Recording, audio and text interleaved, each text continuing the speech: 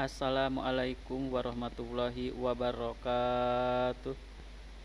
Halo sahabat warna, kali ini Pondok Warna membuat playlist khusus mata pelajaran TIK atau informatika. Nah, playlist ini berisi video-video materi pembelajaran mata pelajaran TIK atau Teknologi Informasi dan Komunikasi. Materi yang akan kita pelajari pada playlist mata pelajaran TIK atau informatika ini terdiri dari pendahuluan, pengantar materi, kemudian 6 bab utama ditambah 1 bab pengayaan.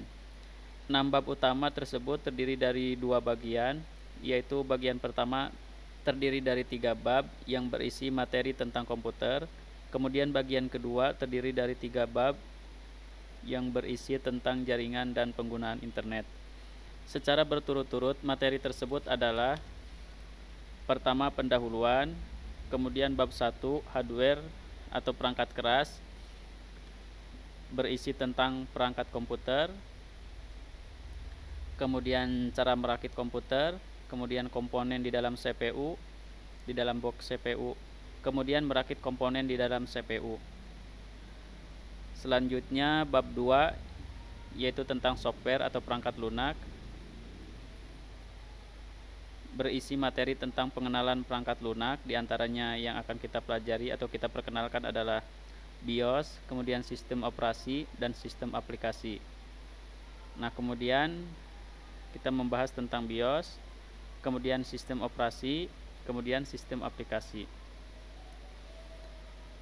Selanjutnya bab ketiga yaitu brainware atau user atau pengguna.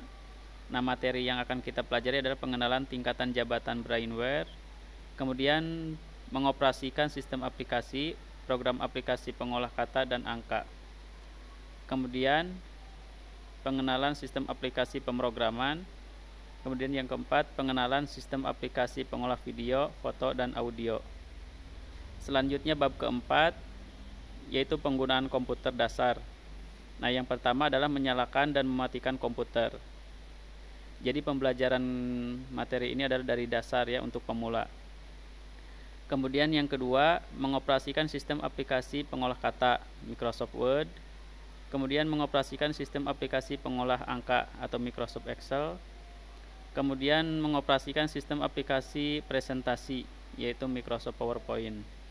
Ketiga program tersebut berada dalam satu folder, satu kesatuan, yaitu Microsoft Office ya. Selanjutnya bab kelima yaitu jaringan komputer. Yang pertama, cara mengatur, merakit, kemudian memasang jaringan LAN. Yang kedua, cara mengatur IP address. Yang ketiga, mesin penjelajah internet. Kemudian yang keempat, mesin pencari di internet. Kemudian bab keenam yaitu pemanfaatan internet. Nah, materi yang akan kita pelajari diantaranya tentang website, kemudian tentang blog, dan tentang email. Yang kedua yaitu Google Form, kemudian penggunaan JOM, TeamViewer, dan UltraViewer, kemudian transaksi online di internet.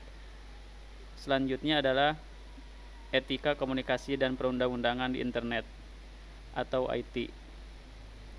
Nah, untuk bab yang ketujuh atau bab pengayaan, kita kalau misalnya ada waktu, ada kesempatan, ada fasilitasnya, kita akan mempraktekkan cara menginstal beberapa program, kemudian mengoperasikan beberapa sistem aplikasi tambahan, misalnya OBS Studio, kemudian Photoshop, Filmora, Adobe Audition, dan lain-lain.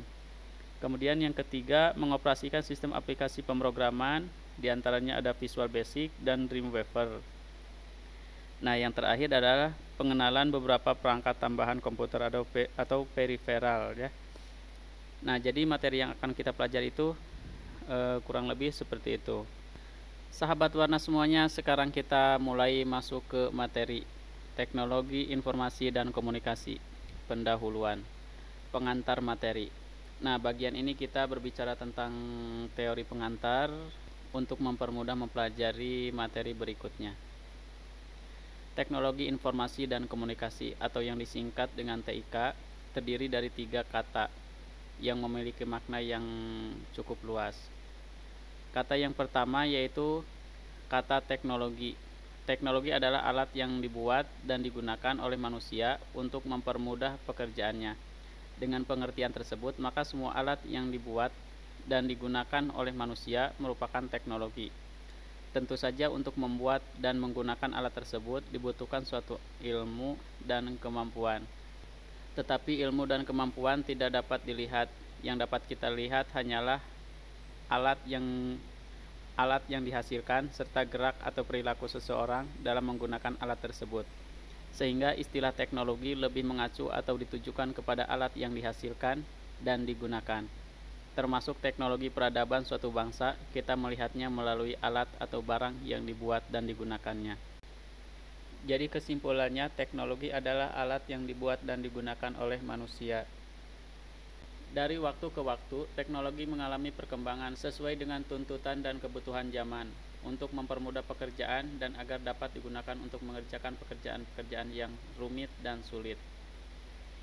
Misalnya dengan dibuatnya baterai dan ditemukannya listrik sebagai sumber energi bagi sejumlah teknologi, sehingga mendorong ditemukannya berbagai teknologi modern saat ini.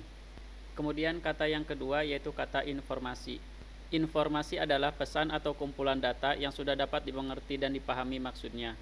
Berbeda dengan istilah data yang merupakan catatan yang dihasilkan dari fakta tetapi belum dapat dipahami oleh orang lain selain yang mengalami atau mencatat fakta tersebut. Kata yang ketiga adalah komunikasi. Komunikasi adalah suatu proses penyampaian informasi atau pesan dari satu pihak kepada pihak lain. Pada umumnya komunikasi dilakukan secara lisan atau verbal yang dapat dimengerti oleh kedua belah pihak. Apabila tidak ada bahasa verbal yang dapat dimengerti oleh keduanya, komunikasi masih dapat dilakukan dengan menggunakan gestur tubuh, menunjukkan sikap tertentu, misalnya tersenyum, menggelengkan kepala, mengangkat bahu, dan lain-lain. Cara seperti ini disebut dengan komunikasi nonverbal. Tetapi seiring dengan perkembangan zaman, dibutuhkan suatu pertukaran atau pengiriman informasi yang lebih rumit dari jarak yang jauh, sehingga para ilmuwan berusaha untuk membuat suatu alat yang dapat memenuhi kebutuhan tersebut. Dengan pengertian dari ketiga kata tersebut, maka dapat disimpulkan bahwa teknologi informasi dan komunikasi adalah alat yang dapat digunakan untuk mengolah dan menyimpan data menjadi informasi, serta dapat mengirimkannya kepada pihak atau orang lain. Frase teknologi informasi dan komunikasi berasal dari dua frase yang digabungkan, yaitu frase teknologi informasi dan frase teknologi komunikasi.